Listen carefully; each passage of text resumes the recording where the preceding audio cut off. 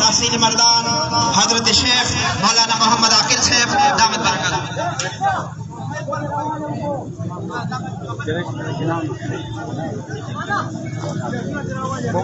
اسلام حضرت مولانا مولانا شاہ حقانی صاحب عالمی مجلس تحفظ ختم نبوت ذل مردان امیر محترم مولانا قاری اکرام الحق صاحب مولانا محمد سلیم حلیمی صاحب ناظم انتخابات جمعیت علماء اسلام ذل مردان او بشمع نبوت باندې سرشیندلو ځوانانو مشرانو کشرانو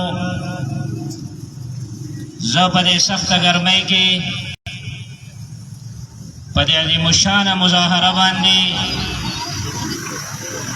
تاسو ټولو کشرانو مشرانو ته د زړه د اخلاصه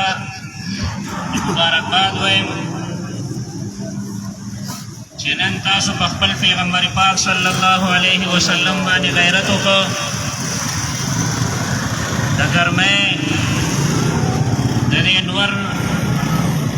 پروا مو نه کړه نن د هغې تاسو دا نتیجه وکړه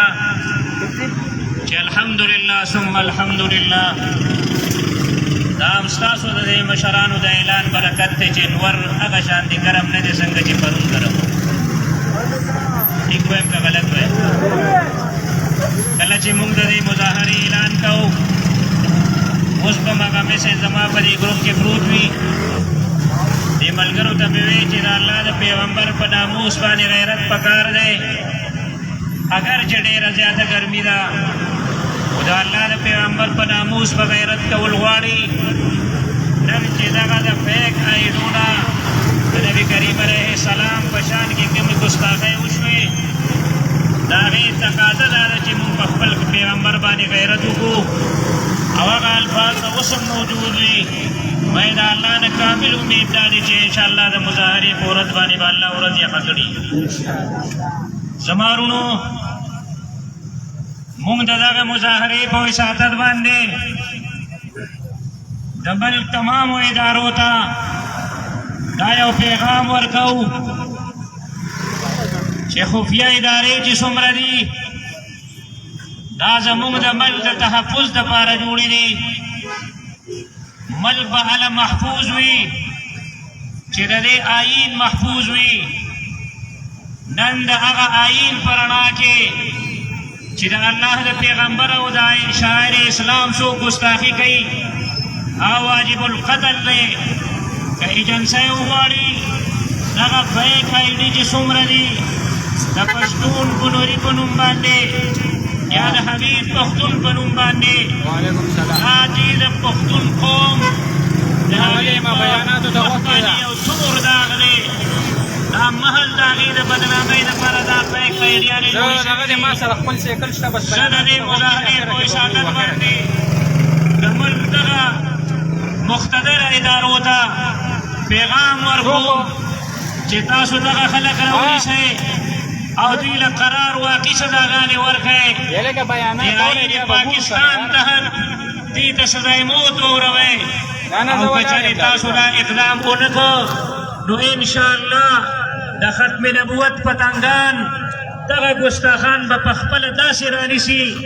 لکه څنګه چې په دغه تعلیمي اداره کې د مشال غوندې ملعون هغه یې مردار که د نورو ملعونانو غوندې هغه مردار شو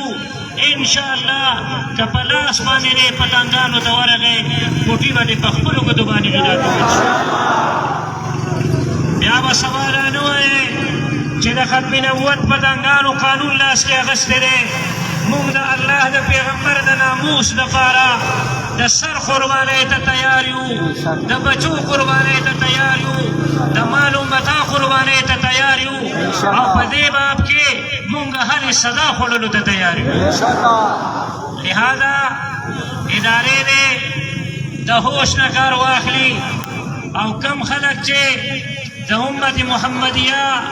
د ځوانانو په ذهنونو کې شکوک او شبهات اچوي د دې مخنیوی وکړي کنی قسم د الله په ذات په دې باب کې مونږ د بچو نه تېر یو، په دې باب کې مونږ د ځان نه تېر یو، په دې باب کې مونږ د اهل و عیال نه تېر یو. تاسو تیار یې دې ته انشاءالله؟ چرې دا مشران زه ستاسو په ډاډ باندې دې مشرانو له یو یقین دهاني ورکوم چې انشاءالله دې مشرانو ته مونږ خپل سر په تلي کېږدو انشاءالله. لهذا دا مشران دوی دې د هوش نه کار واخلي او د دغه ادارو سره دې کښېني، دا ایرې دې معلومې کړي دا کوم جرم چې چا کړی دی